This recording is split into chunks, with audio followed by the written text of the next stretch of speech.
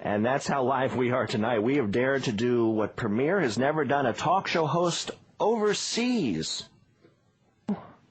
The first tabloid you see is Jacko. You get into the car that takes you into the city. The first thing the driver says is Jacko. They don't care from politics here, at least not yet. You know, in America we have, boy do we have freedoms. The way we run our elections with all the stuff we threw at our candidates, they don't do that here. They have proper elections, but it is Drudge.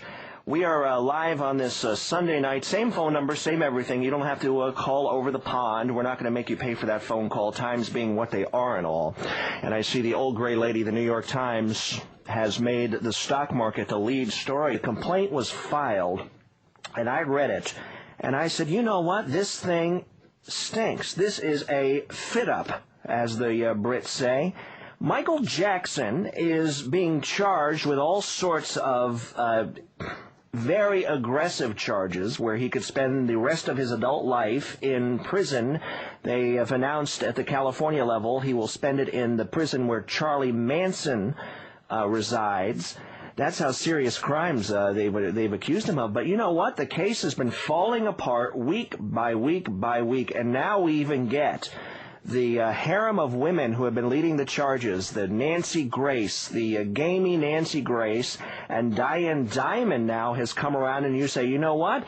The case is falling apart. And for Diane Dimond, who has been out there basically carrying the water for prosecutor Snedden, and we're all wondering what is going to happen of Snedden after all of this once the jury comes out and starts saying, you know what, why was this case even brought? This looks strange. Diane Dimond is now even turned, but a gentleman who has been very clear from the beginning because he's been looking at the evidence, not in the public perceptions, not in the slanting of what has been happening. He works for FoxNews.com. He first reported last week that Michael Jackson has an offer on the table to sell the Beatles catalog to get some money, honey. And he joins us tonight live from the coast. Thanks again, Roger. Oh, you're welcome, Matt. We're pretty wound up here. What's that? We're pretty wound up here tonight. I see that. Well, out here in California, we're very laid back. Well, but how? If you've seen what has happened in that courtroom, and you build it on you actually wrote a column this weekend saying this trial must end. Yeah. Stop this. This is ridiculous. These charges are not to be taken seriously. Why did you feel the need to write that column, Roger, on your FoxNews.com spot? Well, I have to say that on Friday, Thursday was bad enough, but Friday, the cross-examination of the mother of this accuser in this case was so devastating. And not just because she's lied a lot and admitted to it, and she admitted to a lot of lying on the stand on Friday, but also it's pretty clear that she's mentally ill in some way. Maybe she's schizophrenic. She's been hospitalized in a couple of mental hospitals. We don't know what the reasons were, but it seems pretty clear that this must have been the reason. And she may be more than just paranoid and schizophrenic. We started to see 2 and 3 different versions of her at the same time. And it was kind of telling when they played the rebuttal video, and this is the video that was made of her and her 3 children back in February of 2003 to support Michael Jackson and say he's a great guy. Which she said was scripted by the Germans, right? She said the German guy who barely speaks English scripted every word down to the hand-holding. Well, she changed her story. Originally, she said they had supplied her with a sort of the bones of a script. Now she says that they gave her a word-for-word script that she and her children all memorized 10 times a day with the German managers of Michael Jackson coaching her. I mean, this is very funny. For one thing, I know the German managers. Their command of English isn't that good. They certainly did not write out a word-for-word script for her of anything. And there was no time for her to spend 10 times a day with them to learn it. So, well, this is what Messerow and Cross asked her, how long did it take you to learn the script of a 20, 30-minute video? Right. How long did it take you? And she said she didn't have an answer. She didn't have an answer. Well, there are a lot of things she doesn't have an answer to because she's making up things off the top of her head now. He also said to her, well, that's a completely different version of any story you've told to a grand jury or to an investigator. And what's happening, what seems clear to us in the courtroom is that when she first starts testifying, she's very sedate. And as time goes by and possibly medication wears off, she becomes crazier and crazier. And you can hear people in the courtroom saying, here it comes. where she sort of slips after a couple of hours and loses control and becomes very emotional. Now, now, hold on for a second, Roger. The Jacko haters would say this is the very type of family he would abuse and take advantage of, go for the crazy ones. The problem is it's not consistent in the stories that she's telling, and it looks much more like she's falling apart on the cross, as if she has been making things up. I want to ask you point blank, Roger Friedman, is there talk out there of charging her with perjury? Is there charges now possibly looming of Michael Jackson getting his day in court against this family, against this prosecutor, against these witnesses who have come in here and possibly perjured themselves? Well, so far we haven't heard any talk of perjury. This is going to be interesting on the part of the district attorney. Is he going to turn around and prosecute his own witnesses for lying on the stand? This is a very important question, by the way. That's a very key question. And we've had a lot of that. We've had a lot of people admit, one woman who used to work at Neverland actually said on the stand, she said, well, okay, I lied about everything.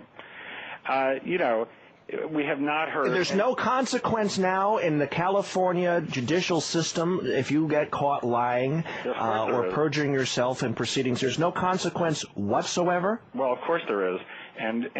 But we're not even allowed, because of the gag order that's in place, we're not allowed to ask any questions.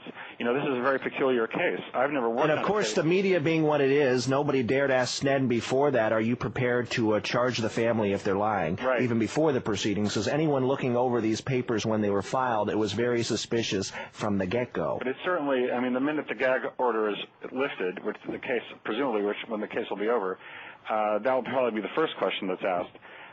But it's a very peculiar case because you can't ask any questions and you can't interview anybody, although it seems like some people do have inside tracks.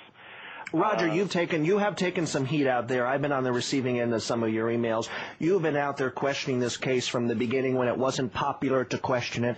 You've been raising all sorts of questions about this family when it seemed like they were so innocent and Michael Jackson was the freak.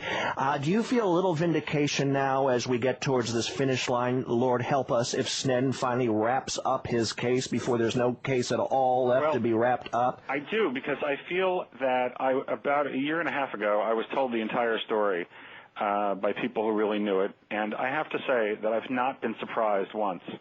Every single person has come through exactly as described, which makes me really think that there is no case more than ever. And do I know whether Michael Jackson has molested children in the past? I have no idea. Is it possible? Sure.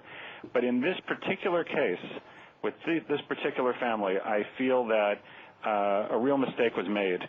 Because, the Santa Barbara District Attorney has been waiting since 1993 to get someone in here that they can use to convict Michael Jackson. And I think this was the wrong group of people to do it with. Well, and also you have to wonder, what is the repercussions of a judicial system where you can have a prosecutor going through a grand jury, bringing these charges in like this, dragging this name, Michael Jackson, through the mud like this, the ridicule of an entire media industrial complex as it's been for month after month after month, people assuming he did it, people saying, well, if somebody in court is saying it, it must be true. Where does he go to get his good name back? Or is he just now such damaged goods? Is he forever just going to be playing like the EU? How much longer? Where is Snedden now? What is he promising? I guess she's still on the cross on Monday. Mesereau is just going to keep splashing away at her and trying to get her, I don't know, to roll on the floor. What else can he do to her? She's so literally helpless up there. Well, like you said, showing different personalities. Even Diane Diamond writing in the New York Post today saying, you know what, this mother is not happening in the courtroom. And if she's saying that, it means she has turned on Snedden to save her face. Everybody's now saving face out there in the courtroom. Well, Snedden took a position on Friday in court where he sat behind the other prosecutors during her questioning, had his head in his hands, and was in very full view of the jury, looked disgusted. And that was a very bad sign because this is his witness. This is the person that he brought this whole case on. And now it looks like he's backing away from her. It was very bad. Well, she's probably deviated from the script. If there was a script, she can't memorize a script. That was a great moment when she said, "I'm not a good actress," and Mesereau said to her, "You're a fine actress." Oh, yeah, she said she was acting like a Catwoman, Halle Berry. I mean, she's really sassy. You were in the courtroom, was she actually like addressing the jury at one point and then addressing Mesereau? She had addressing the judge. She had like full command. This was her little circus. Well, she almost never addresses Mesereau in response to a question. When he asks her a question, she turns to the jury and then proceeds to give a long digressive answer, which no one objects to, which is very strange because and every other witness, they've objected to any long answer. But here, she just goes on and on. The jury stares at her in disbelief as she tells a long answer that has very little to do with what was asked of her. Sometimes she's actually addressed us, the press, in the back of the room, where she'll say things like, "You're good guys, I know that." And, we can't respond to this, but it's a complete show, and it doesn't make any sense.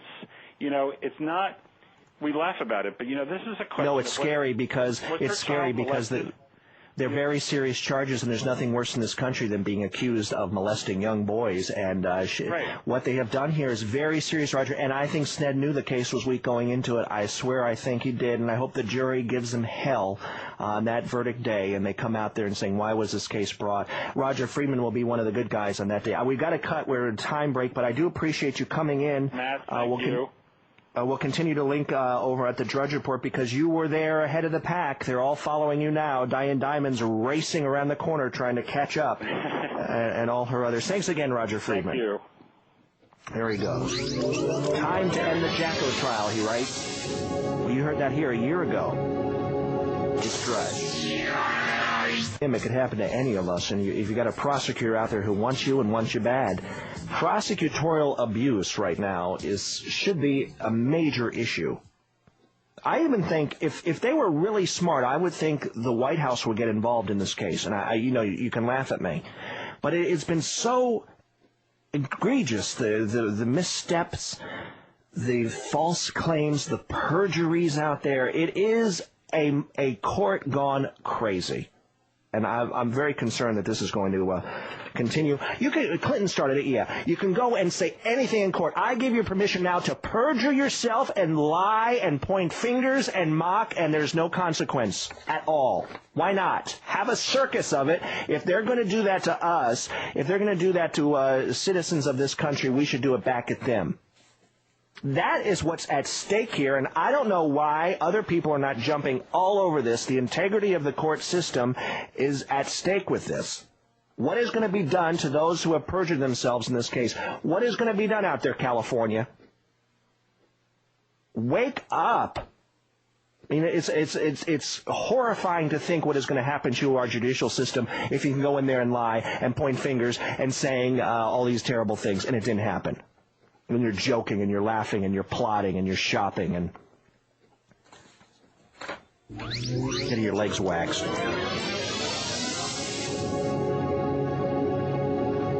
Matt Drudge, News Talk Radio 77, WABC. What exactly should be done to him? Line 4, you're on the air with Drudge.